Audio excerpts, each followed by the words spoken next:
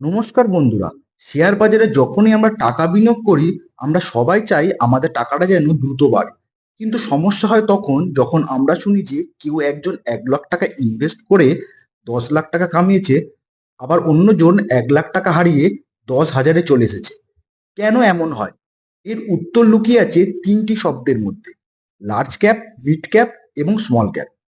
আপনি কোন ধরনের কোম্পানিতে টাকা রাখছেন তার উপর নির্ভর করে আপনার লাভ কত হবে আর কতটা ঝুঁকি আপনি নিচ্ছেন।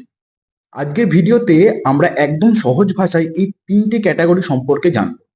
চলুন শুরু করি। মার্কেট ক্যাপিটালাইজেশন কি?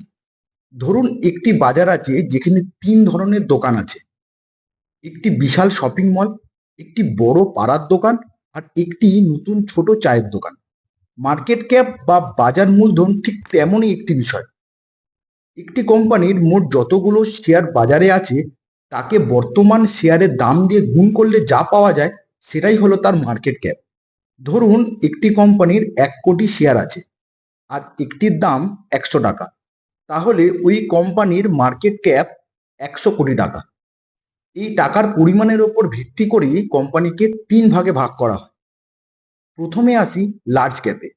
ভারতের টপ 100টি মানে নিফটি 50 আর নিফটি নেক্সট 50 কোম্পানিকে লার্জ ক্যাপ বলা হয়। এদের মার্কেট ক্যাপ সাধারণত 20,000 কোটি টাকার বেশি হয়। এরা বাজারের বড় হাতি, মানে খুব সহজে ভেঙে পড়ে না। যেমন Reliance, TCS, HDFC bank, Infosys.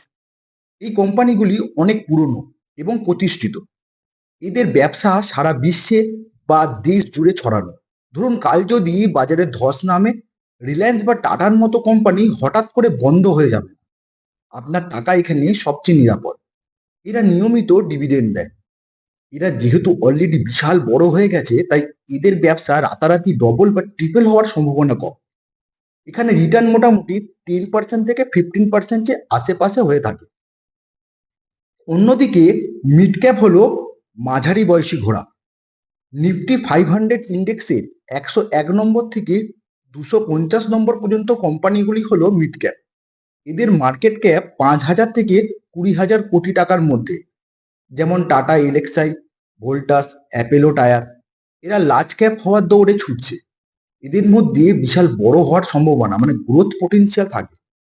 Large ক্যাপের চেয়ে অনেক বেশি রিটার্ন দিতে পারে। অনেক সময় এরা 1 বছরে 50 থেকে 80% রিটার্ন দিয়ে থাকে। বাজার খারাপ থাকলে এরা লার্জ ক্যাপের চেয়ে বেশি নিচে নেমে যায়। এদের ব্যবসায় লার্জ ক্যাপের মতো অত স্থিতিশীলতা নেই। সবশেষে আসি সবচেয়ে রোমাঞ্চকর ক্যাটাগরি, স্মল ক্যাপ।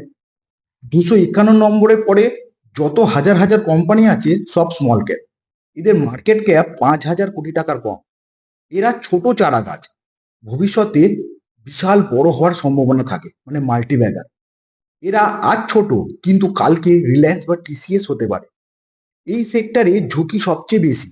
এখানে 95% কোম্পানি ফেল করে, মাত্র 5%ই সফল হয়। বাজার পড়লে এই শেয়ারগুলো 50 থেকে 70% পর্যন্ত পড়ে যেতে পারে।